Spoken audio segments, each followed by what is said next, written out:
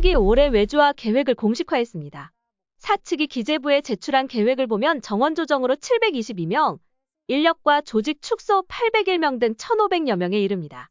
사측은 핵심 기능에 집중하고 비핵심 업무를 축소한다는 그들만의 기본 방향에 따라 역업무와 매표, 단순 반복과 조립 등 운전과 차량 정비, 운행 선로의 시설 유지 보수 업무를 주요한 대상으로 삼았는데요. 여기에 궤도 다짐 장비와 자동 선로 전환기 등 업무 자동화 인력과 신규 차량 도입, 무선 제입판 도입에 따른 인력도 포함됐습니다. 또한 장대 화물열차, 적정하차 관리, 전기열차 중심 화물열차 운행 개편과 고속 신규 노선 개통에 따른 운전 승무사업 개편, 계획 실행 체계 개편으로 운영 효과성 증대 등 234명도 대상입니다. 4차 국가철도망 구축에 따른 신규 개통 노선과 중대재해 예방 인력에 필요한 인력은 844명으로 확인되었는데요. 다가오는 3월 21일 철도노조는 정기대의원대회에서 외주화 인력 감축 저지 투쟁을 결의할 예정입니다. 사측이 매표 업무에 이어 화물열차 직접 감시와 영상 감시를 위탁하겠다고 밝혔습니다. 지난 15일 사측은 운수현안협의회에서 총 108명에 달하는 업무 외주화 방침을 주장했는데요. 36개 직접 감시 대상역과 6개 영상 감시 센터가 대상입니다. 이날 박종선 운수국장은 운전 취급 규정에 따라 91개 역 로컬 관제 영상 감시 업무는 정규직에서 담당할 업무라며 안전을 위협하는 무분별한 외주화를 반대한다고 밝혔습니다.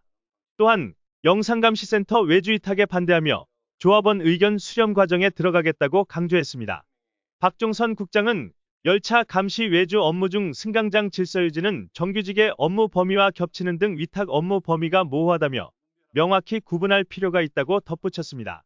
한편 철도 노사는 지난 2022년도 단체 협약을 체결하며 외주화와 구조조정을 일방적으로 추진하지 않기로 합의했는데요.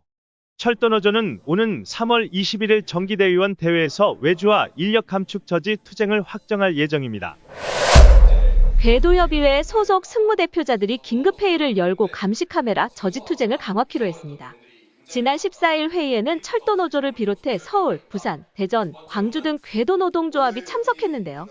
각 단사별 상황을 공유한 대표자들은 감시 카메라 규탄 리본 폐용과 제2차 역사 선전전, 조합원 탄원서 조직에 이어 민원 투쟁과 면허증 반납까지 결의했습니다. 이날 보고에서 서울교통공사노조는 조합원 전수교육을 마치고 역사 선전에 적극 참여키로 했고, 부산교통공사노조는 지회별 전수교육 상황과 간부 중심 투쟁복 착용을 보고했습니다. 철도노조 운전국도 이날 결정에 따라 19일부터 시간 외근무 거부 투쟁과 리본 폐용을 시작했으며 23,000 모든 조합원이 참여하는 탄원서 작성도 시작되었습니다. 철도노조는 26일까지 탄원서를 취합해 국토교통위 소속 의원에게 제출할 예정입니다. 한편 지난 15일 전국 철도 지하철 노동조합협의회 승무직종 대표자 회의가 대안바일표회를 개최했는데요.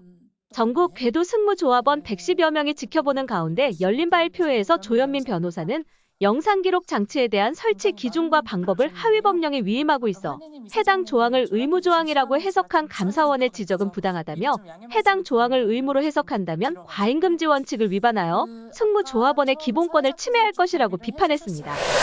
지난 2018년 12월 강릉선 KTX 탈선 사고의 주된 원인이 국가공단의 부실 시공 때문으로 철도공사에 있다고 보기 어렵다는 판단이 나왔습니다.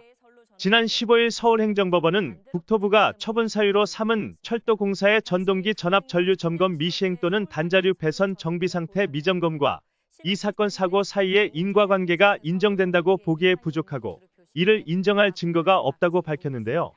판결에 따라 재판부는 국토부가 철도공사에 부과한 6억 원의 과징금 부과 처분을 취소했습니다. 한편 당시 사고로 철도노동자는 여론의 집중포화를 받았고 성과상여금에서 불이익을 당하는 등 피해가 심각했으며 당시 오영식 사장은 사고 책임을 지고 취임 10개월 만에 사퇴했었습니다. 철도노조가 각종 회의를 열고 2024년도 사업계획 마련에 들어갔습니다.